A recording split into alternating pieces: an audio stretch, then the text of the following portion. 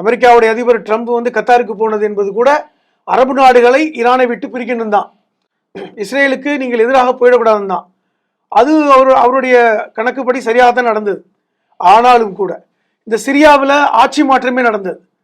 சிரியாவில் சொல்லப்போனால் ஈரானுக்கு ஆதரவாக இருந்த ஆட்சியாளர்கள் விரட்டி அடிக்கப்படுகின்ற ஒரு சூழலை பார்த்தோம். அல்ஜரா அல்ஜுலானி ஏற்கனவே துருக்கியில் மறைந்திருந்தவர் ஆட்சியை பிடித்தார். அதற்கு அமெரிக்கா பின்னாடி இருந்து அந்த ஆட்சி மாற்றத்துக்கு ஏற்படுத்த காரணத்தையும் பார்த்தோம். சொல்லப்போனால் அமெரிக்காவுக்கு எதிரானவர்கள் கூட சிரியாவை ஆட்சி செய்கிறார்கள். அவர்கள் கூட கை குலுக்கினார் ட்ரம்ப். இந்த காட்சியெல்லாம் பார்த்தோம்.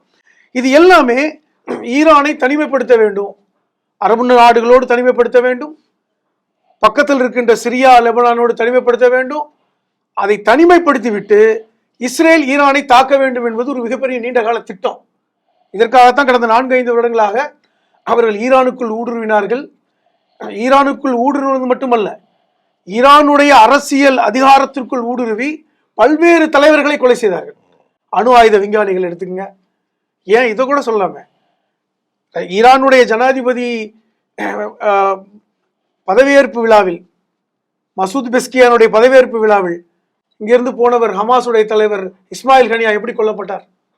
அதுவும் சொல்ல போனால் ஈரானுடைய சிறப்பு விருந்தினராக இருக்கின்ற ஒருத்தரை எப்படி கொல்ல முடிந்தது?